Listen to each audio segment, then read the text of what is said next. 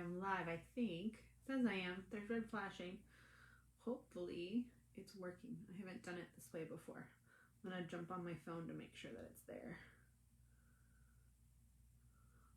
So if you're jumping on, let me know if you have questions. Oh, there's at least 2 people here. Can you see me and can you hear me? Because those are important. Let me know in the comments, please, because I don't want to talk for an hour and have no one be able to hear me. Most importantly, of course, come here. I brought a friend. Come here. Come say hi. Hop up. Yeah. I brought a friend to say hi. No, where are you going? It's over here. The camera's up here. Look. It's there. You're gonna go there? Okay. Okay, so hi Catherine, thank you. Anybody have questions that they want me to start with? Otherwise, I am going to jump to questions of things people have asked me or questions that I've seen people comment on the video in different places, or really just different obstacles that I came across while I was teaching this particular thing. So if anybody has specific questions, pop on. I will read them as I go, and I will try to get to everybody's if anybody has something specific. I do have my phone just so that I can read comments a little easier. So if anybody's wondering why I'm looking down, that's why I'm reading from my phone. Okay, so since no one's jumping on, oh wow, there's 6 people on, man. Hi, whoever's here hasn't jumped on to tell me who's here yet, other than I see Catherine's here. Thanks for joining. Okay, so I'm just gonna kind of start with how this came about. I work a lot with dogs that other people won't take on, whether that's other trainers or other rescue groups, or really anywhere of there's just that kind of sliver of dogs that a lot of people just won't even take a chance on, and somehow along the line those became the dogs that I work with quite often. So sometimes in that I'm working with dogs that I can't safely touch. And I was in the middle of taking Michael Shikashio's master course in dog aggression, and one of the things in his equipment sections was a video of someone actually getting a muzzle on a dog without being anywhere near the dog. At that time, I actually had just been injured by a dog, and actually still had to work with that specific dog, and it just kind of was one of those things where the universe brings you what you need when you need it, because it was something I had never seen before. And with all of the dogs that I work with quite often, I've seen a lot of different ways of doing things with dogs, or getting things done when you can't actually physically interact with a dog, but this was something I'd never seen before. And it just so happened that it was exactly when I needed it. And I had already started for about a week doing some muzzle acclimation, really, of just, could I get the dog to put their face in the muzzle through the dog run. So the difference between what I did and the video that was in the course that I was in was I actually did this through the dog run, which is the video you guys can see lower in the event I posted. It's like a 30-second video of me getting a muzzle on a dog without actually using my hands. And so this was actually a situation where I didn't have backup. I don't have a second person. So the video that I initially saw, yes, hi Emily. The video kind of went viral thanks to Michael. And so a bunch of people popped on and started asking me questions. Emily, you've been doing great with the dog you're working with, for sure. So the video that I saw in the course was, they had 2 people working with a dog on a catch pole, and putting a muzzle on a dog with a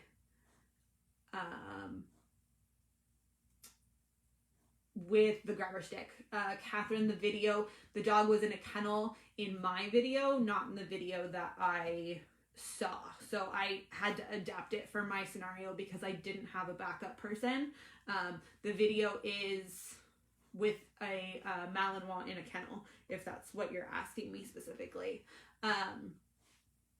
So I actually didn't have backup because this dog wouldn't let anybody else safely help me. Yes, my video, he is in a kennel. He's in a dog run. So this is a completely hands-free, hi Crystal, completely hands-free setup that I had to work on because I didn't have backup with this dog.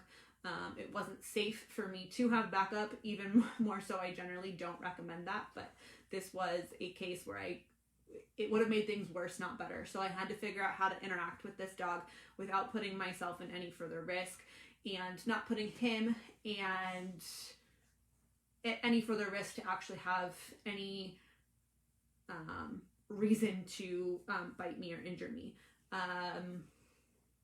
Cassie, the video that I'm talking about is actually on the event page. It's the first discussion post. If you go to the event itself and go to discussion, under the events tab for the virtual dog conference event list of all the speakers, it's actually, I posted the link to the video in the event itself. So this came about by me having to figure out how to interact with a dog that now this wasn't a tester situation in the fact that someone asked me, did I set this up just to see if I could make this work with any dog or with a dog that already knew me? No, yes, he knew me, but this was not a tester situation. This was a situation where I had to use this. I needed something to work with a dog that had actually already injured me. So this was not a dog that loved me to death and thought I was the safest thing in the world. After an incident that we had, he thought that I was basically not the best person on the planet. And so what you see in the video is me having worked through all the steps of acclimating him to the situation that we were both in, and the end result of him actually choosing to interact with me and do all these things, which was from start to finish was about 3 weeks. And it was a very stressful 3 weeks. I could have done it faster, but I went and took my time because we'd already had an incident, and neither one of us was in a situation where it would have been good to go faster. So when I did this, I started with just putting the muzzle on the inside of the dog run. I actually have a Baskerville right here for you. I used the forehead strap of the muzzle, and I hung this on the dog run facing this way when the dog wasn't in the run, and then I would let him out into the run. And at first he just had to get used to the fact that there was this new object sitting in the dog run. It was super important that he didn't see me put it in the dog run because he felt like anything I did was a potential scary, dangerous thing in his mind. So if I had put the muzzle in when he could see me, it would have become automatically a bad object. Anything I stuck into the kennel when I started this created what I necessarily call Cujo dogs. So anytime I stuck anything in, whether it was anything other than a treat, any stick type object, anything, he would have a complete meltdown and just try and eat the object. How many days a week did you work with him throughout the 3 weeks? It was every day, Emily. Because I'm the only one that could interact with him at all. So this wasn't necessarily something where I was just doing me going and visiting him and just doing just this for a few minutes. It was actually, this was necessary for both of our safeties. And I was the only person am the only person that could provide care. So every time he went outside, which at the time he also happened to be really sick, so it was quite frequently. It was every 2 hours or so. And this would just be there, and I wouldn't put much time and much effort. But again, if I had gone in and if I had, Cassie, the video that's posted does not explain how to get it off again. I am working on, I have all the components, all the pieces of all the time I spent working with him filmed, and I'm working on putting it all together into a very long and drawn out version of the 30-second one. If anybody's actually interested in seeing kind of the whole process of each training session that I had with him. It was really important that the muzzle was there, and I wasn't doing a ton of work with it. This was 2 or 3 minutes, 2 or 3 times a day, and that was about it. Just so you guys know, to get it back off again, I was taking the grabber stick and putting it behind the loop. So if the loop was on the back of his head, the grabber stick would come up here and come off his face and off. Yeah, you guys want the,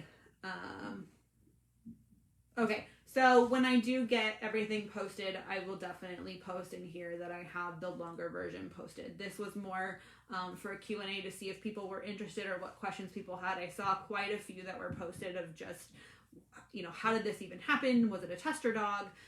What steps did you use? So I wanted to kind of give everybody just a chance to ask me questions because I knew that the longer video was going to take me a little bit of time, because there is a lot of,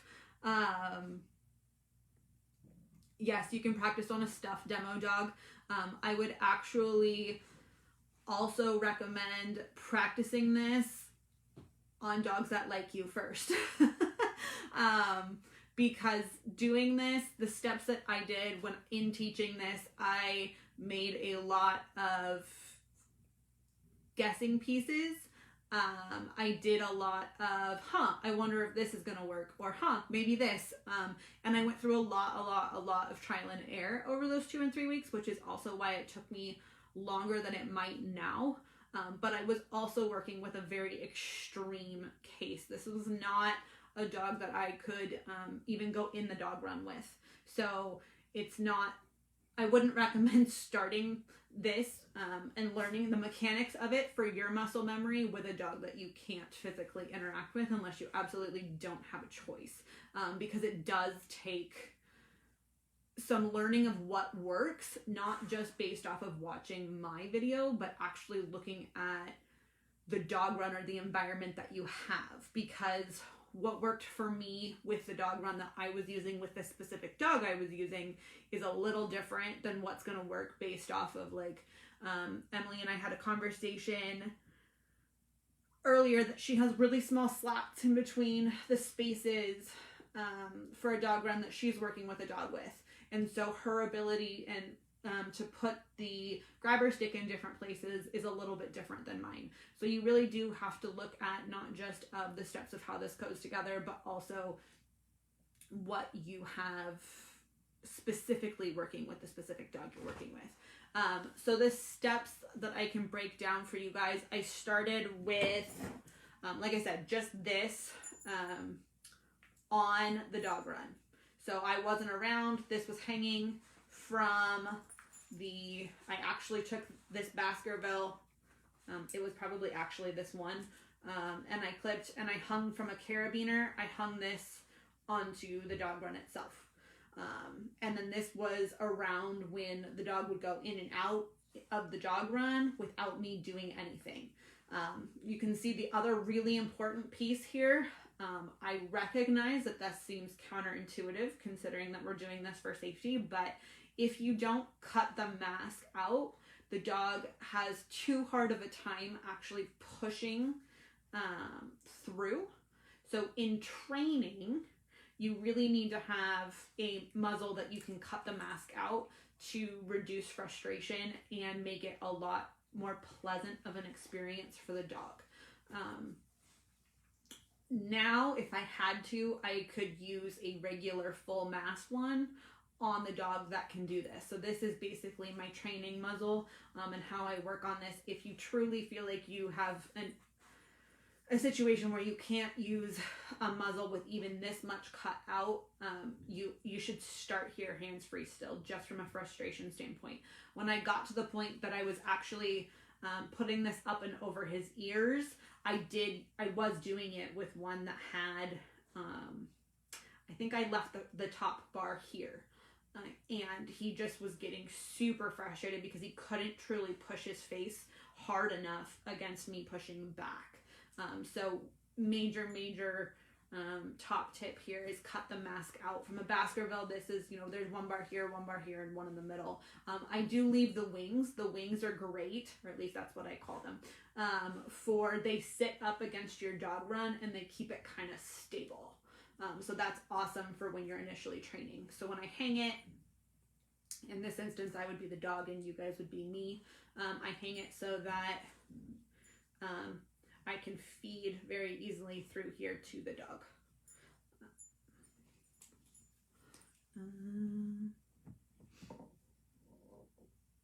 Yeah, if you don't leave the wings on, it doesn't stay as stable. It really does make a huge difference. Yes, they also do prevent the dog from hitting their face on the chain link, unless you have a crazy Malinois like I did, who didn't care about that and just felt like slamming into the chain link was cool. So I started with just the muzzle, and I would just pay for him putting his face inside the muzzle.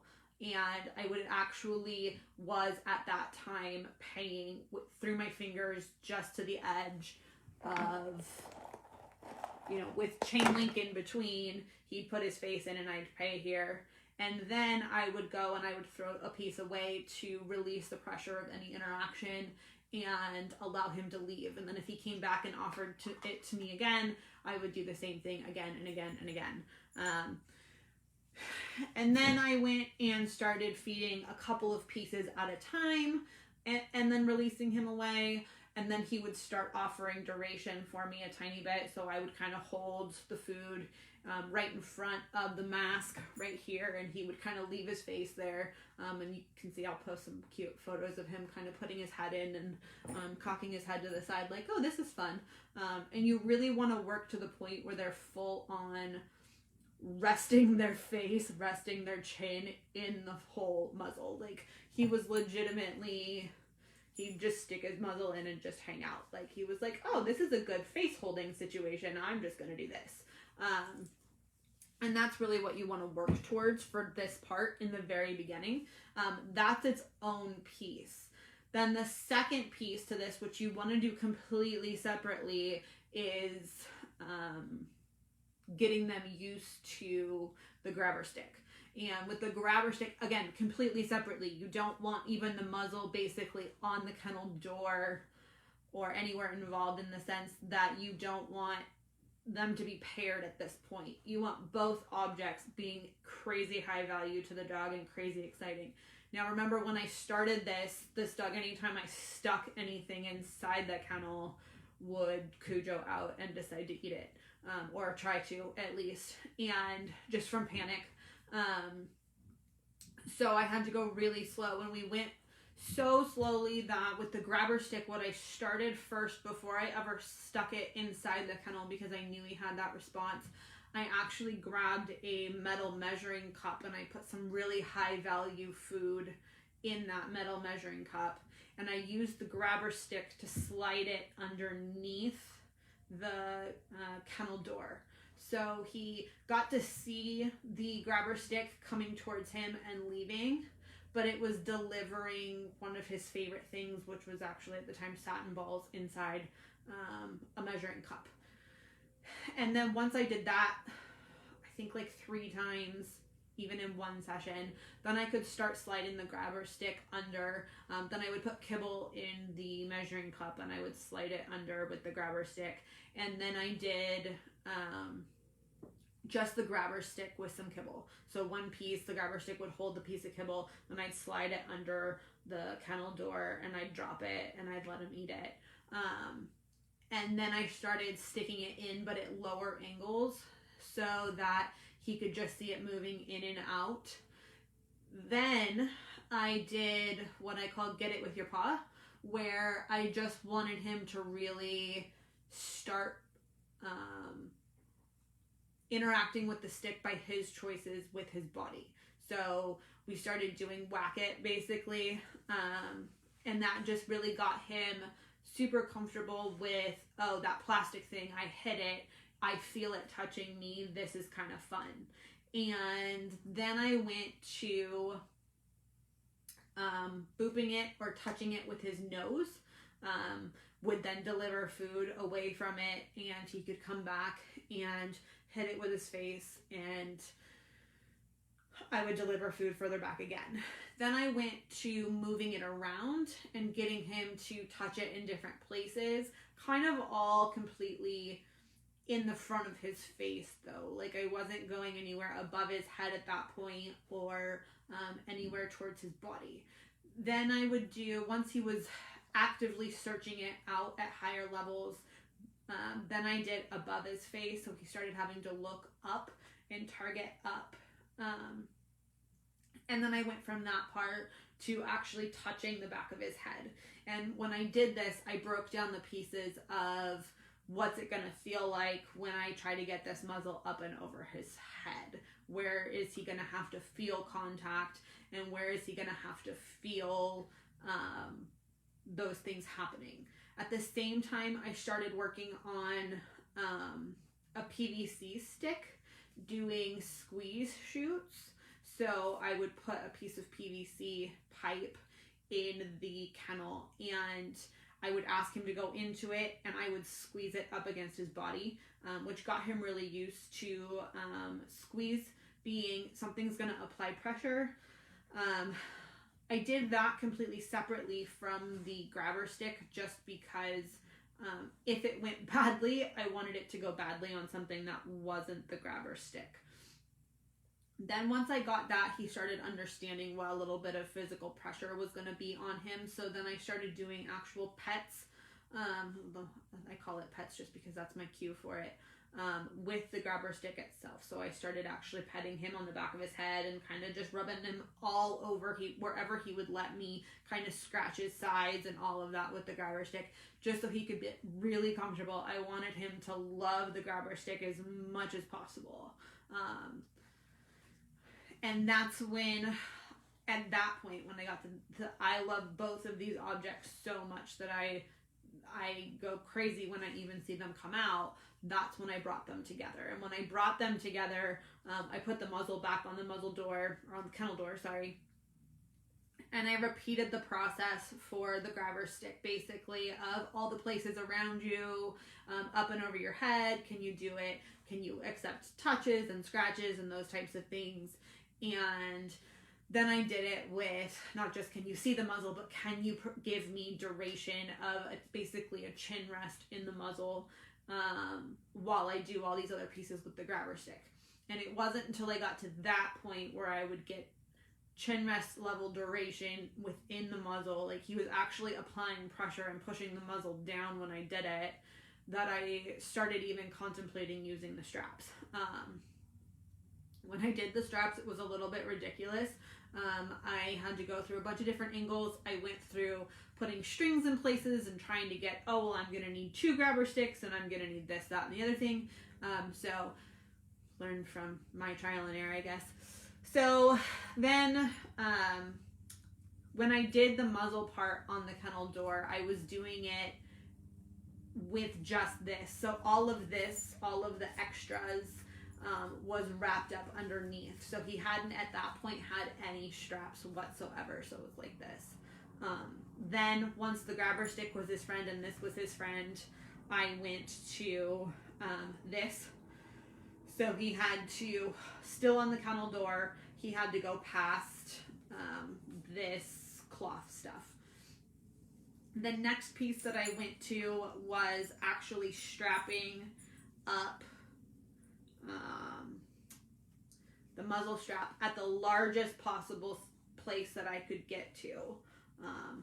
And this was still on the kennel. And then I would put the grabber stick in, with this being locked on the kennel door, and I would use the grabber stick to hold this piece up. So he would have to go through the wide part and into the smaller part. And then once I went through that and got that to be super awesome, I think at that point, I went and I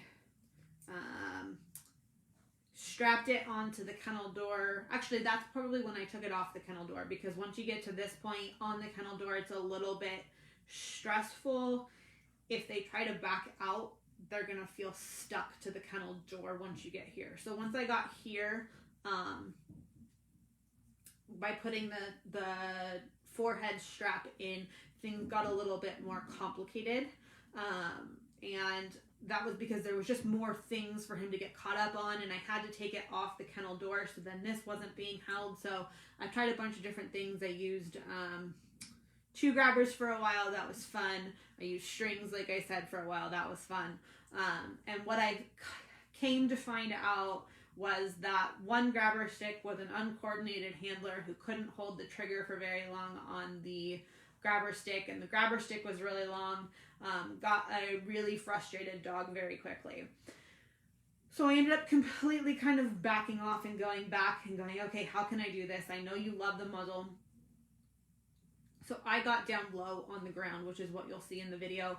And when I did that, gravity helps the muzzle hang down, and it got a lot easier. So what I found was that if I put the grabber stick right about here to hold it, I get all of this space based off of gravity. So when I put the grabber stick in, it's just like this. And I started teaching him to target this spot. So I wasn't even worried about the muzzle, but you'll see on the video I say loop it, or loop, and that's where he has to target in here first. So his face comes out to here, and I actually feed above the muzzle. Otherwise, all of this was folding in, and it was getting to be a really big cluster and an issue, and he was getting really frustrated and scared. If he ever doesn't make it into the loop, I just feed away and let him come back. So then once he came in here, then I could cue the muzzle part, and he actually backs his face a little bit and goes inside the muzzle. When I ended up putting this up and over him for the first time, it's on the largest setting. And clearly that doesn't, do anything for safety, but what I wanted was the up and over the ears, and are you comfortable with this? And okay, now we're gonna pull it back off. And I got him super comfortable with that. And once I knew he was super comfortable with that, I could get it over both ears, we could work on it. That's when I started cinching it up to be more fit. And each time I only went, 1 or 2 notches on this each time I did it. And honestly, by the time I got to this point, I switched over to the new Baskerville style that has the clasp, the plastic, as opposed to the buckle, because getting it on and off and trying to size it with the buckle strap is just really difficult. I did not want to be dealing with, in the video that I watched that gave me this idea, they walked up and adjusted it with a buckle strap, and I was kind of like, oh my goodness, that's terrifying in this particular case. Yes, Cassie. It sounds like just because I'm breaking it down so tiny I broke it into so many little pieces because I needed him to succeed at this. It was life or death. That 3 or 4 weeks was simply because I'm breaking it down to the tiniest pieces, and I wanted every single piece to be bulletproof before I moved to the next step. I could do it faster. I don't recommend doing it faster if you can help it. 2 or 3 weeks, 3 or 4 weeks is, if you can manage doing it slower is better. Because slower means you're gonna have more value in each individual step. which is really important. And I'm going to go into why, because we've had some backslides since I posted that video. And I realized how important it was for me to talk about the backslides because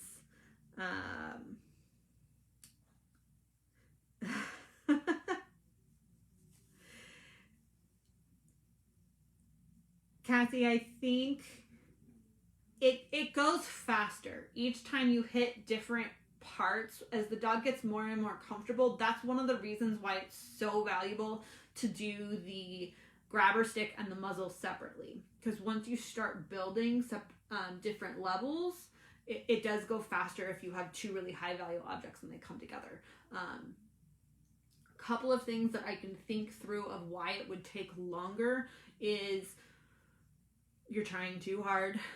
It's really hard for me to go, oh, I'm not, I was absolutely desperate for this to work.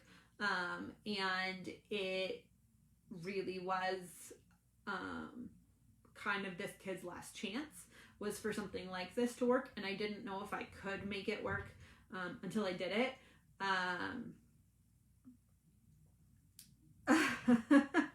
The toilet wand's smart. I actually ended up using a back scratcher to feed this kid for quite a while because I couldn't give him a bowl. So you got to use what you got, For body targeting, I have actually found that the grabber stick is great. So is a PVC pipe. The grabber stick, what I'll try and do if you guys have any interest is I'll show you a little bit of the secondary level of stuff that I've taken this to with him, because even though I've gotten the muzzle on, I got it on just so I could get him out. Since I've gotten it on, I have been able to do more pieces with him that, looking back, would have been really helpful had I done it in between all of this. So one of the pieces that I have now is I take the grabber stick and I put it by his face and I ask him to lean, and he will actually push it, like full push, and add pressure and push it over. And that makes a really big difference when you're working with cooperative care stuff, which is where all of this came from. I had to be able to figure out how to get a muzzle on to get him to the vet, basically. So that's what we're working on, is the very basics of cooperative care so that I can get him safely managed. So there are a lot of different things that you can use, and you got to work with what you got. And toilet brushes, as long as they're clean, are a great idea. So then from that point, when I swapped over to the newer Baskerville, it was a little bit simpler just because the head strap was already strapped in and I didn't have to worry about it popping off and stuff like that. Once I got it up and over his ears, that's when I had to start cinching it down because I didn't want it to come off. That's when I started having bigger issues, because there was actually more interaction with his body and the grabber stick because it was harder for it to get over. So you'll see me wiggle the wand or the grabber stick when I'm getting it over his ear. Those were the hardest parts once I got it tight enough that it didn't just, his ears didn't just slide through. And that's where it had to be, because I didn't want it at a level of looseness that it could come back over if he just shook his head. That's what I was trying to avoid. It had to be tight enough that if he looked down or shook his head hard, that it wasn't going to come off prior to me locking it in. And then what you don't see in that video that's posted, just because that was just, honestly, I posted that video to thank Michael for having just the idea of how to get a muzzle on a dog from a distance, was just something I'd never seen. And all I did was post the video just as a thank you, and it suddenly kind of blew up and I went, oh, people are actually interested in this. So it is really only 30 seconds just because of that. But one of the things people asked me was, well, how do you tighten it up once you get it on? And the answer is I don't. When there are some dogs that I know that if I worked with this on, I could very comfortably, walk into the dog once this was on. If I was comfortable enough in my own mechanics and tighten this up.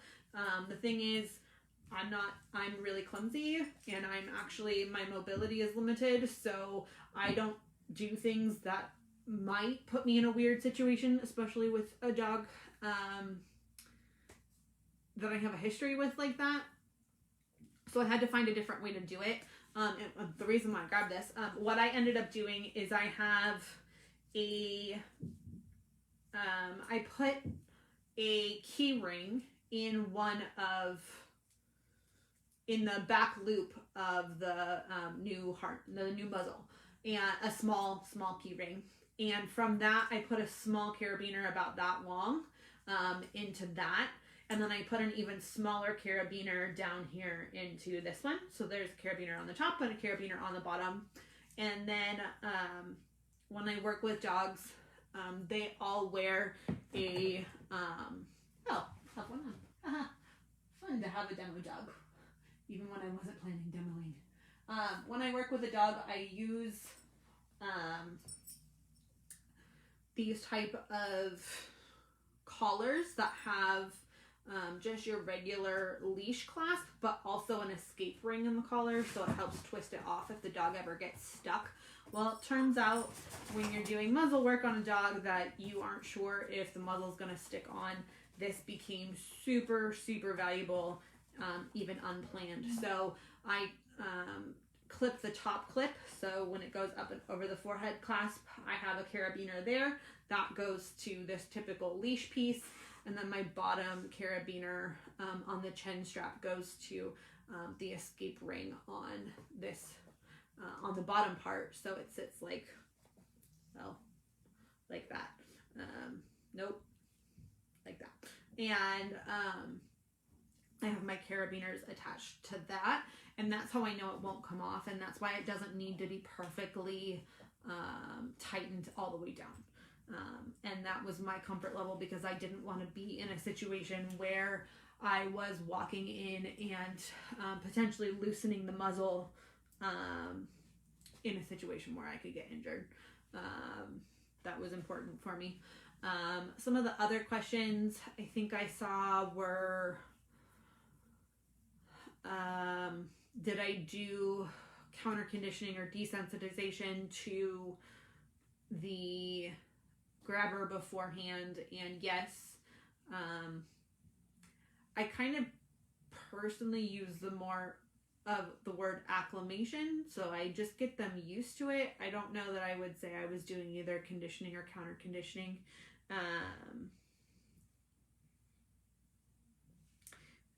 Because I don't think I do it exactly one way or the other. I take each piece and go, and I just want them to love it, just to the point that it's just something that they want to take part in. And what you can see from the video is that he actually comes over. I can't get the muzzle on fast enough for him now. He just thinks it's the best thing ever. And this is a dog that, prior to what you see in this video, was actively trying to eat me through that kennel door. So that's where we started. We started with a dog who thought I was his worst enemy for a while. And then anything that I stuck inside the kennel, so like the grabber stick, was he just thought that I was trying to murder him. It had to be a death sentence in his mind anytime anything came inside the kennel. So this wasn't, like I said before, just a test on a dog that, like, I can't walk into that run and snuggle this dog when the camera's off. So this was actually a full-on something that I did out of necessity.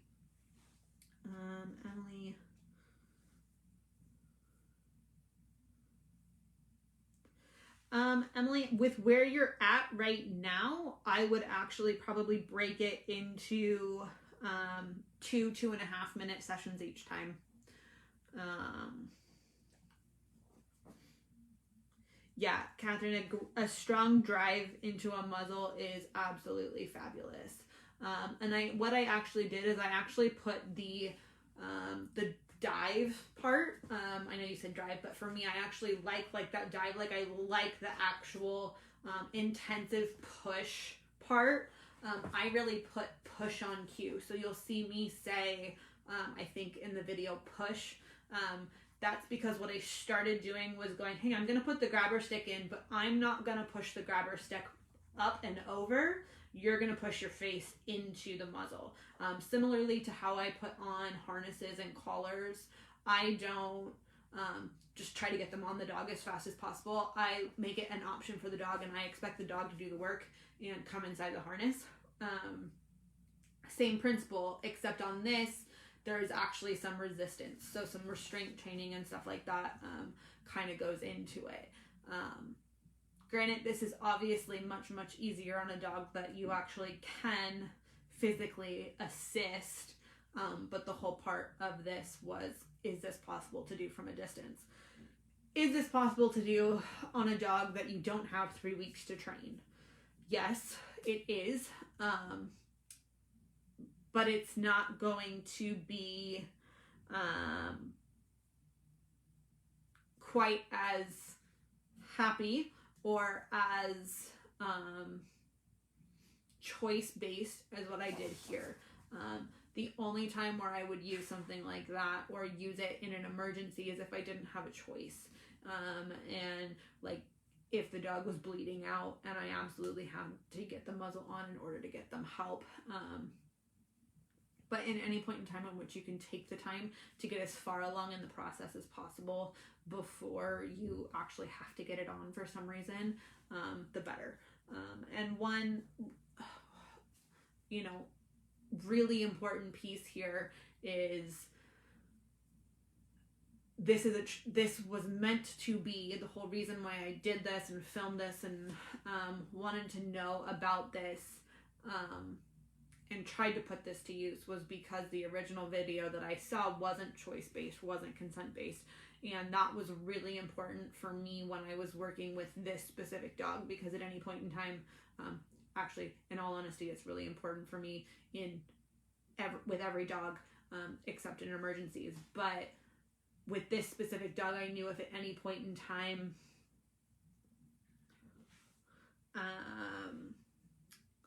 to get him used to the stuff of feeling of stuff. Yeah, Emily, I can go into that. So it was really important for me for just the pushing that this was because he wanted to. And we went from a dog that didn't want me really even visible in certain instances, that I actually had to work through some protocols to even get him to the front of the kennel door without thinking that was going to mean the end of the world.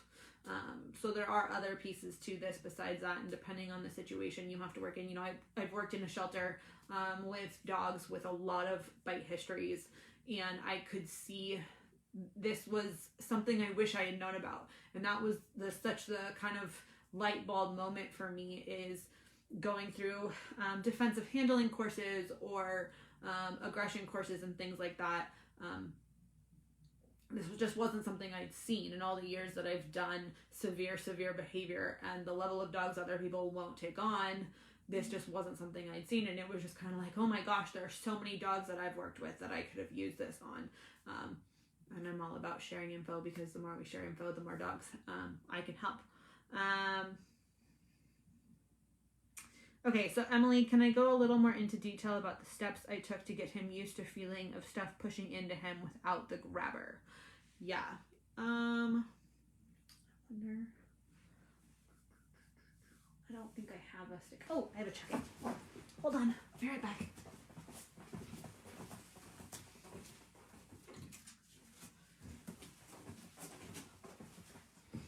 Okay, so, hi. You gonna help me train? Are you? So basically that was the first thing that I did. I picked another object that was going to apply pressure. One of the reasons why I did it is this whole thing was based off of a need for cooperative care. Oh my gosh, I've already been talking about this for 45 minutes. So one of the things with this dog is I have to get him to a vet, and that's not going to be an easy scenario because strangers are scary. So I know I have to be able to get him sedated at the vet, which means I'm going to have to get an injection in him. So I have to figure out how to get him to the point where in a crate he actively will seek to push his body up against the crate so that I can get an injection into him, or rather so that my vet is lucky enough to be able to get an injection into him, as opposed to crazy Tasmanian devil, which is his preferred state of being when he's concerned. And I knew that with the grabber stick I was going to have to get there was going to be some, physical contact with him. Good boy. That he wasn't going to love, because I had initially, when I started working with him, I had to shove sticks in to try and get the slip lead that I had to get him into the kennel with. I don't use slip leads. It was just an emergency situation. And so he was not a fan of things being stuck in, and I already knew I had that problem. So are you going to take it? Thank you. Yes. I have a puppy here who's playing. I'll do any interaction with that I possibly can. Will you come on screen and do it? Will you lean and do it? So what I did is the same pieces that I used for, yes, thank you, for introducing the grabber. I actually took a PVC pipe, a long 6-foot one, and I just stuck that in the kennel. Again, when I wasn't around, because anytime that I was doing the sticking in the kennel, visibly, he just thought I was trying to kill him. So when I wasn't around, I took a PVC pipe and I angled it down into the kennel, and I started dropping the kibble through the pipe and letting it fall to the floor, and he would interact, trying to get to the kibble by pushing the pipe around a little bit, and I would pick up the pipe and I would move it to little pieces, all the way to the point where I could then lift the PVC pipe up, and he would like run away. He would accidentally knock into it and it would fall, and he would jump out of his skin and all the things, but I wasn't doing it, he was, and that was the most important piece, that like he didn't think I was doing anything. So the PVC pipe would go in, and then I played again the get it with your paw game. Ooh, find it. I don't know what that was, but it fell. I played the get it with the paw game, so he started whacking it, which meant he started getting body contact with it. And then I leveled it out a little bit more. So it was still resting on the ground, but was more level with a lot of space on either side. And I started and I kept it really short, and I would feed him on this side, and then I'd say go around and I'd feed him on this side. And then I'd do that again and again and again until I got this further and further out. So he had to go around, just like cone wrapping basically, but from the other side of a fence. He'd have to go around and walk up to this area, which was right next to the wall. Then when I started, both sides were kind of equidistant, and then I started making this area smaller and smaller and smaller, to the point that I actually had to V it out in order for him to fit inside here. And then I would move and feed and move and feed, and then it would touch him, and then I would feed and I'd release him, and then he would come back. So he would start coming into the squeeze chute basically, and then I would just start pushing, and I'd just squeeze, and I would push a tiny bit, and then I'd feed.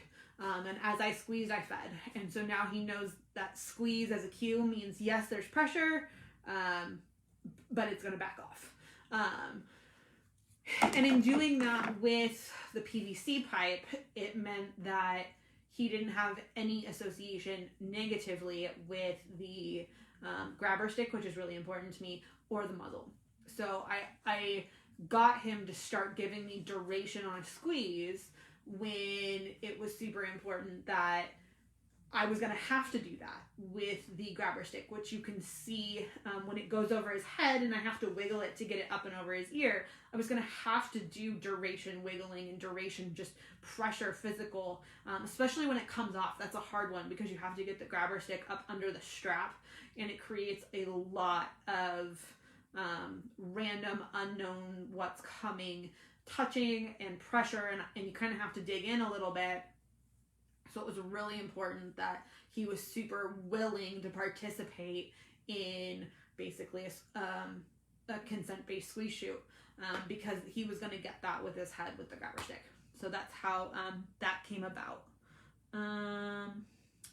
What if you get a great muzzle up and then now you can attempt nail vet and then they associate the muzzle now as traumatic in the future, like super smart, wary. So everything is a game, but don't think of trying to trick her, LOL. Cassie, yes, thank you for bringing that up, because that is exactly where I wanted to end, to go with this. Emily, I did booping, so I did nose touches on the at the end of the PVC, and I asked him to go under it as much as around it, but I didn't do so much of the petting with the PVC because he's really wary of the PVC. Like, I could do it now, but I didn't need that for the muzzle, so I didn't wait on doing the grabber stick for doing that with the PVC pipe, if that helps answer your question. Like, for me, the PVC pipe I just needed to get the squeeze and the duration as an offered duration of pressure separate from the stick, but he was very willing for the grabber stick to touch him wherever I could make that happen. But Cassie, that is exactly where we had some massive backslides once I got this done. So funnily enough, when I filmed this video and I posted it, it blew up and everybody started asking questions. So I was like, oh yeah, no big deal. I'll film more so you can see, because I also do a similar process with a harness, because I had to learn how to do it with him. And everybody was like, oh, I want to see it. And I was like, okay, sure. Like, let me go out and film it. Well, he didn't think that was such a great idea. So the pressure of me trying to get the whole thing on film sent us a little bit backwards. And so I think the really important piece here is, and also really goes with this, is once I did it there, then I had to, and still need to, do it in different ways. So what I got was, I can get the muzzle on from that specific corner. When I change to a different corner, you probably can't tell from the video, but that run that he's in has 2 gates. So I can actually go in from a different side. And going in from a different side and even having the muzzle at a different angle creates an entirely different system. Like, he is one of the most brilliant dogs I've ever worked with, and he is wary and pessimistic and everything is bad unless he knows it's good type dog. So he's exactly what you're talking about.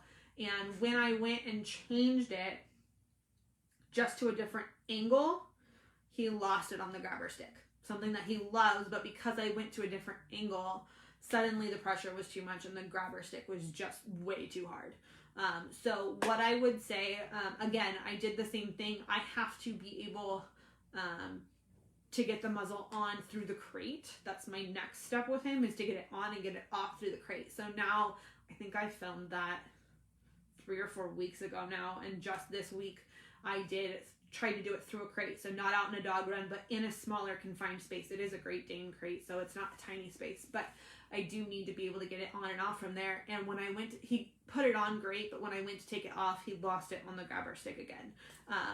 And I think just actually before coming on, part of the reason I'm covered in so much dog hair is I actually went and I did it from inside the house. So he was outside of a crate, but inside a house. And from the doorway. So I had him outside and me inside, where I tried to do the same thing. And you could see it was extremely stressful for me to change the situation. So I think, Cassie, it's really important that you have to be 20 million steps ahead for dogs like that, of practice 500 times, of putting the muzzle on, getting in the crate, driving to the vet's place, having the vet give them food. You have to really truly make 100 good scenarios for every one bad one. I still haven't been able to put all the pieces together to get him to the vet yet. So I will let you know how that goes as far as just associations. But because he generalizes so well and picks everything up and puts things together in ways that I wouldn't necessarily expect, I do this. He gets muzzled every day. He gets muzzled every time that I work with him. He gets muzzled, and we just do different things. All of his food happens with the muzzle. All of his interactions are happening with the muzzle. And so there's a lot of value for putting the muzzle on. And what I'm hoping for is that when I do have to go and do the thing that he doesn't like, that I have to plan enough ahead and that it's not going to completely ruin the whole process. And part of that for me is a really good plan with my vet and my veterinary behaviorist and my applied behaviorist that I'm working with, of what are the true pieces of this, what is the best process of how to safely get this done with causing the least amount of kind of emotional mental trauma as possible. And sometimes you have to combine different things to really get to a point of making it so that the thing that you need and depend on doesn't turn out to be the enemy. In the case of, exactly what you had said, that is how I became his enemy, is we had a bad experience and he went from I'm his favorite person to I'm the enemy. And so it's the same type of, when they're so smart and they generalize so well, it is so stressful and it's so tricky, and it's so mentally taxing for us as the handlers because you can't make a mistake. And that is exactly what happened. The only reason that we had an incident is because he got so sick and I got a tiny bit of a fraction too comfortable that he was okay with me doing things. And it was just a freak accident, and it was a freak situation that, management always fails at some point. And that's how we ended up in the problem that we ended up in and how we got here. But getting here has led me to this talk. And I know at least it's already helping Emily with her puppy, and I'm hoping that the more people watch this or have questions, or once we get the whole video out, I'm hoping we can help a lot more pups. And then there would be all the reasons in the world for me to have gone through what I've been through, which is fine by me, in the sense of the more animals I can help, the better. For someone that's worked with really difficult dogs with some serious histories, having this was a missing piece. I don't feel like there's much in my toolkit of things that were missing, as far as I've seen most everything of some sort of handling and can MacGyver just about anything together that I need to, but this was a piece that was missing that has literally saved specifically this dog's life, and really just came at the right time. You're welcome, Cassie. I totally agree that there are not enough people out there doing right by really, really difficult dogs. Emily, I am going to put a whole mini course together on this. That is what I'm going to work on, for sure. I have actually already talked to whoever's leading the Muzzle Up project, and they were gonna put the video on, link it or something, I don't know. But yeah, it'll definitely be, I'll definitely get it up, and it will definitely, once I have time. There's so much video for me to go through. There is, there's a ton of video because I really videotaped every single interaction because I needed to know what was going on when I could look outside of the video. And because of the scenario I got in with this dog, I had to focus so much in the moment that I couldn't generalize as much information. So that's why I videoed it, so that I could go back and watch. But there's so much, and I went and I started trying to put it together and I realized just how tiny in the pieces that I broke it down and how much I actually have to go back and edit together. And it's a lot of editing work. So once I do get it out, I will get a protocol written out with all the things that I did that didn't work, and all the things that I did that did work, and the things I wouldn't do again, and the nifty little tricks. And I will definitely put that together and have that be shareable for people that are interested. And then after that, I'm going to work on the default down protocol that I promised from before. So it's definitely something that I really am excited to get more people out there knowing that this is an option, because I personally know so many dogs that this could have helped in the shelter world that I worked in. And especially, like one of my mentors, who is one of the reasons why I'm able to take on the difficult cases that other people aren't willing to take on, made a really good point of so many people hear bite cases or hear different things, and the first thing they jump to is, oh, well, we have to evaluate. And sometimes the evaluations put the dogs through such stress and pressure that by putting us in a scenario where we could do things over longer periods of time and with less stress and in a safer manner, we could save a lot more dogs. And that was kind of where I'm coming from with wanting to share or answer questions, is because I felt like it was, I did a lot of stuff kind of backwards. Emily, yes, I would be happy to borrow some of your video stuff.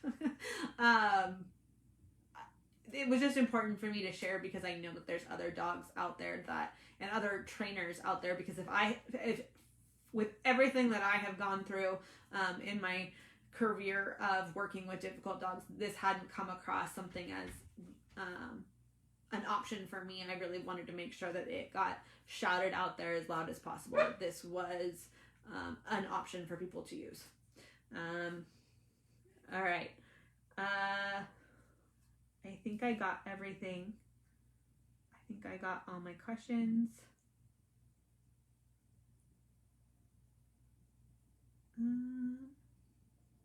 Yes, Steph, muzzling is a lifesaver, and muzzling, being able to muzzle a dog without actually having to go in and work with them. And I've worked in a lot of vet offices and in the vet field, and muzzling is so stressful in so many situations that just the more that we can, I always equate learning how to muzzle a dog. I feel like owners really have a negative connotation towards putting a muzzle on a dog.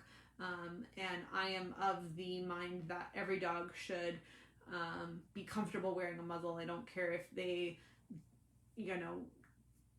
are totally fine all the time.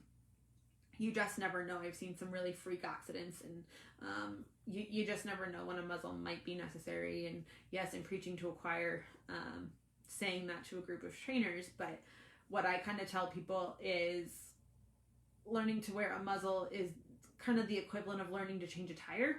Like, I'm probably never going to need it, but if I get stranded on the freeway at midnight with no cell service all by myself, I'm going to be really glad that I've done it at least once. It's going to mean that my stress level is slightly less than it would be if I had never done it before and was trying to read directions through a flashlight, and with how uncoordinated I am. So I think it's really a good thing to talk through with people. And I think this actually, doing this with this dog, really made me, I think, aware of how much it's not talked about maybe as much as it could be, of all the things we can do with a dog without actually having to touch them. And I think that that's really cool from a force-free perspective, or from a adversive-free perspective of, I don't have to touch a dog in order to get some of this stuff done. So one of the things I'm working through with this specific dog in the video is I'm actually working on all his trick titles without me touching him. And yeah, we see that in zoos or wild animals a lot, but I don't see it talked about enough for dogs.